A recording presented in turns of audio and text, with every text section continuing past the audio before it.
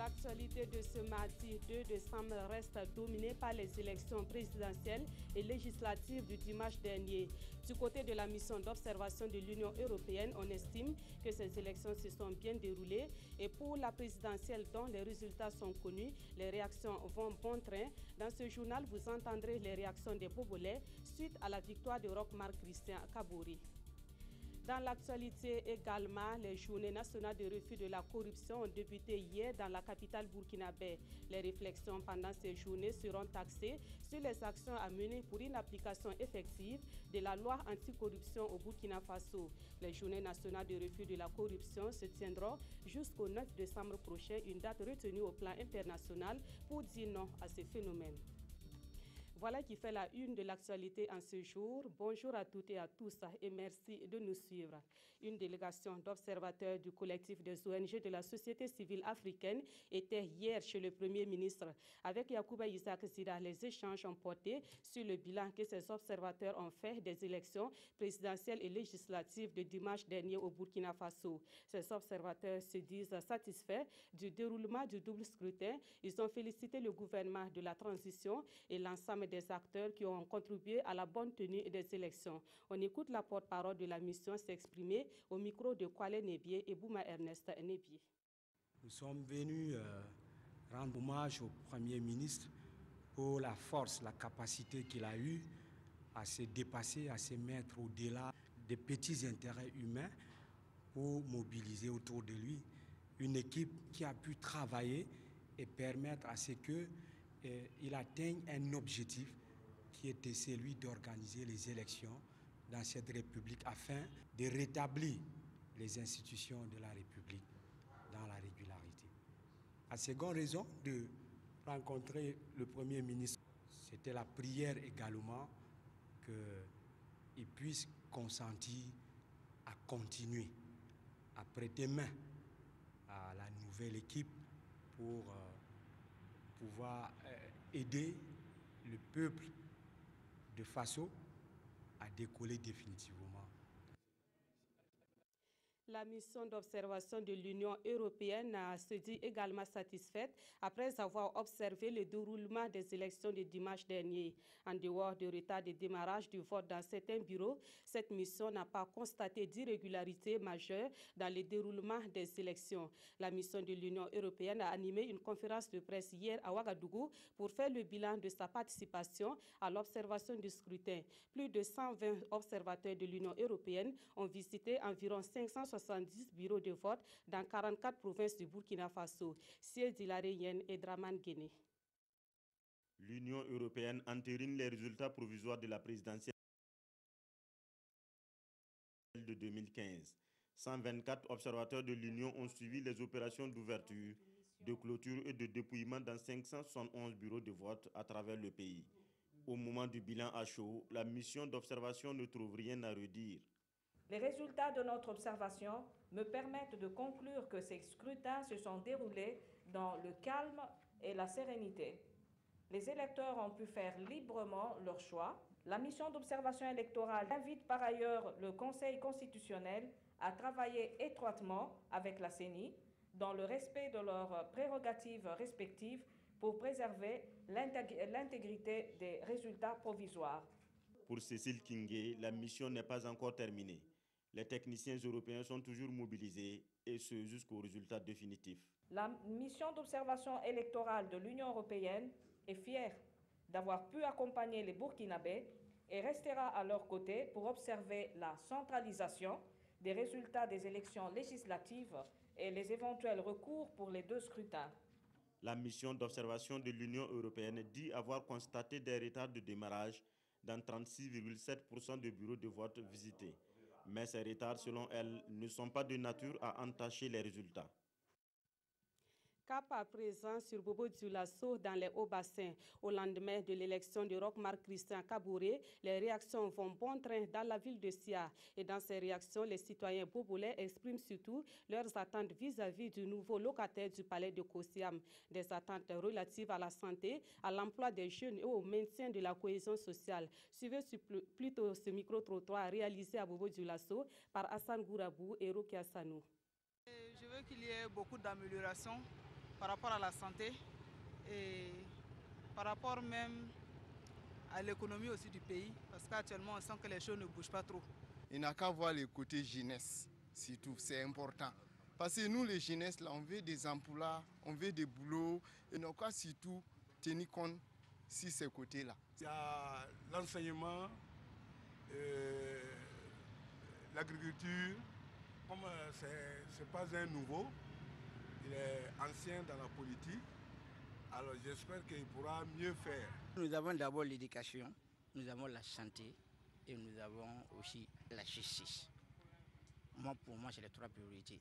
Et maintenant, nous pensons aussi qu'avec l'expérience qu'il a, il pourra peut-être nous amener aussi des investisseurs pour le chômage. Et à la pauvreté, nous sommes en train de souffrir.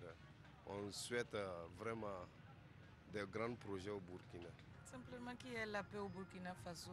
Les conditions de vie des femmes changent aussi. On souhaite qu'il fasse un bon travail pour la population.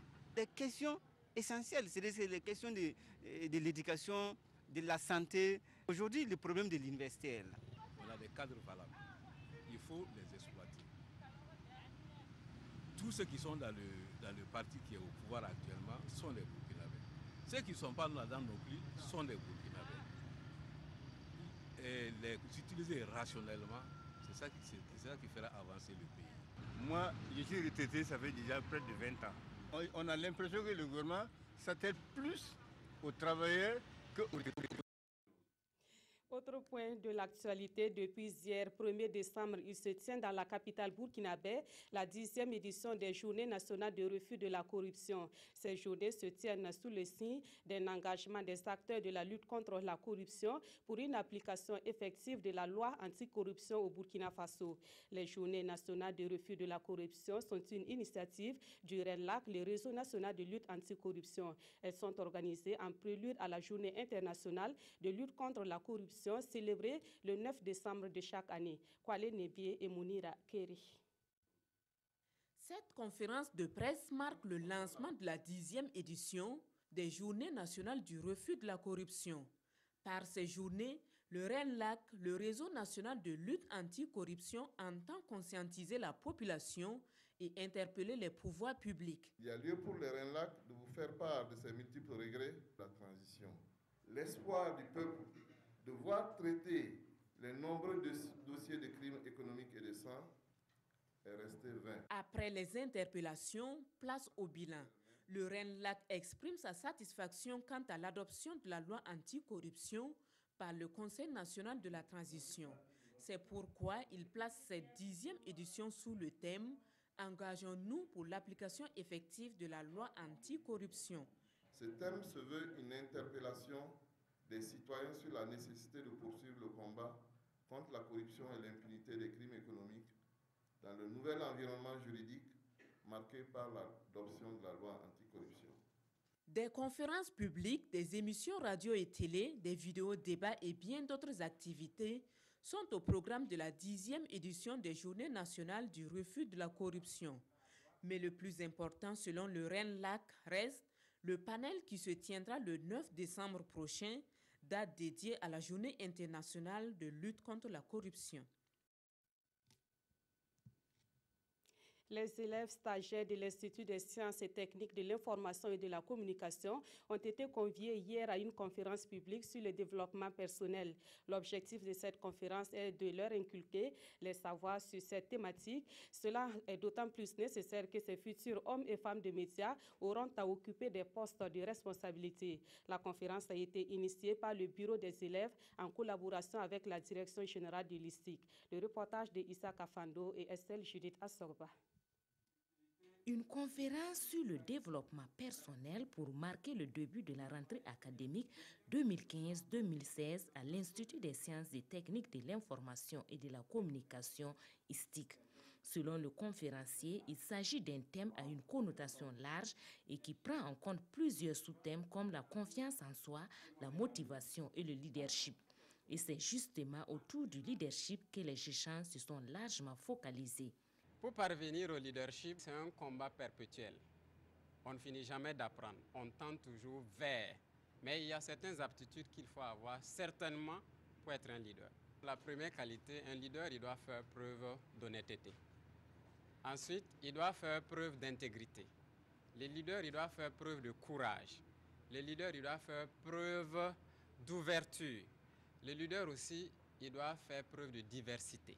Pour la première responsable de l'ISTIC, cette conférence vise un objectif précis, donner des atouts nécessaires aux étudiants sur cette thématique de développement personnel afin qu'ils puissent les cultiver. À partir de cette conférence, s'il y a des éléments de leadership, par exemple tels que la connaissance de soi, le management, etc., qu'ils veulent qu'on développe par la suite, en ce moment, on peut en faire des séminaires pour qu'ils puissent avoir les atouts nécessaires pour pouvoir justement avoir le développement personnel positif. Une initiative appréciée à sa juste valeur par ses étudiants. Un mot de littérature dans ce journal. La 13e édition de la Foire internationale du livre de Ouagadougou s'est achevée le week-end dernier. Organisateurs et exposants disent être satisfaits de la tenue de cette édition de la philo. Des panels et des rencontres d'affaires leur ont permis d'être davantage édifiés pour une meilleure promotion du livre. Et pour cette promotion, ils ont besoin de mobiliser plus de ressources humaines et financières. Des précisions avec Nongba Kouda et Aimé Solange Guigma. La 13e édition de la philo s'est achevée sur une note de satisfaction, comme le témoignent organisateurs et exposants. On s'est échangé entre éditeurs, tant étrangers que nationaux. Et je pense que c'est très fructueux. On a vendu, on a eu des contacts, nos anciens partenaires sont venus, on a pris des livres. Vraiment, c'est bien. C'est une édition qui a connu un véritable succès, dans la mesure où vous avez tous constaté l'affluence du public malgré le contexte national, et ce qui donc fait noter que le livre, effectivement, c'est quelque chose qui est en train certainement de reprendre de l'ampleur. Le prix littéraire de la philo, composé d'un trophée et d'une enveloppe de 1 million de francs CFA, a été remporté par Élise Koulibaly Ouattara, représentée ici par son éditeur pour son œuvre Sali. Des prix spéciaux ont également été décernés.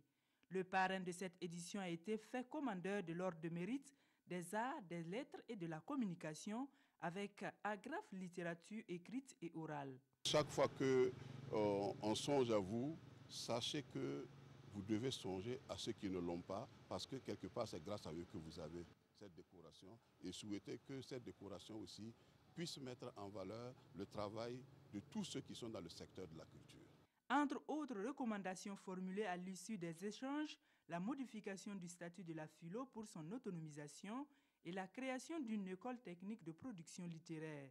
Le gouvernement dit prendre acte et travaillera à les satisfaire. En actualité internationale, nous évoquons la COP21 qui se tient depuis lundi dernier à Paris, en France. Les 195 pays présents à ce sommet sont invités à réduire drastiquement leurs émissions de gaz à effet de serre pour préserver la planète. À ce sommet de Paris, les organisations internationales sont également présentes. C'est le cas de l'OMS, l'Organisation mondiale de la santé. Elle espère faire entendre sa voix puisque selon elle, un grand nombre de maladies sont liées donc aux effets des changements climatiques.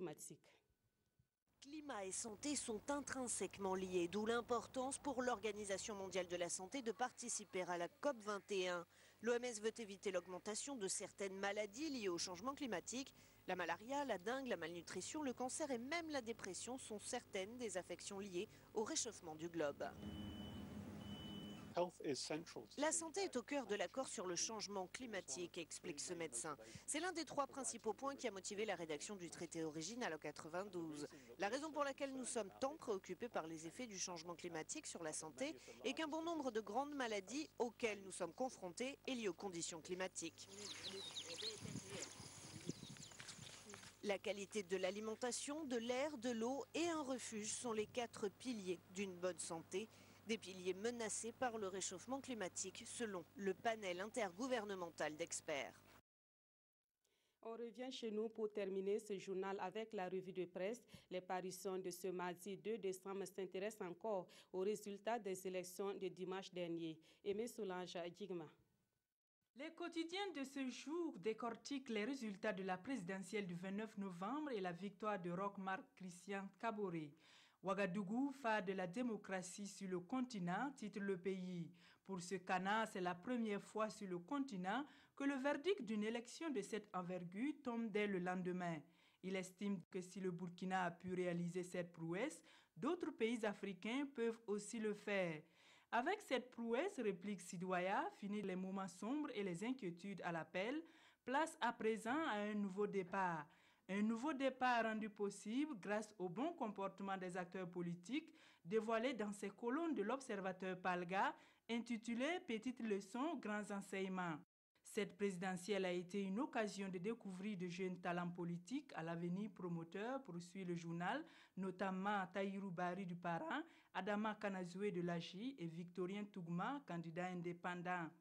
C'est donc le Burkina tout entier qui gagne, précise le quotidien. Pendant ce temps, aujourd'hui, Ofasso revient sur la victoire de Roch. D'après lui, c'est Dieu qui aurait posé le bonnet de chef sur sa tête. Enfin sonne donc le carillon de la revanche pour cet homme, écrit-il. Notre temps n'est pas de cet avis car, dit-il, la personnalité de Roch ne fait pas penser que l'homme est animé d'un esprit revanchard, de chasseur de sorcières ou de dictateur. Qu'à cela ne tienne, précise ce Kana, Roch a du pain sur la planche. Celui-ci dit être conscient de la responsabilité qu'il attend dans les colonnes des dernières nouvelles du Faso. Et puis, avant de nous séparer, les résultats provisoires des législatives continuent de tomber à compte-gouttes. Sur 43 provinces validées, le MPP gagne 45 sièges, suivi de l'UPC 27 sièges, le CDP 15 sièges, l'UNIR-PS 3 sièges et l'ADF-RDA 2 sièges. La proclamation officielle aura lieu ce soir à 16h selon la CENI. L'événement est à suivre en direct sur nos antennes. C'est la fin de cette édition. Je vous remercie de l'avoir suivi. Très bon après-midi à toutes et à tous et à demain.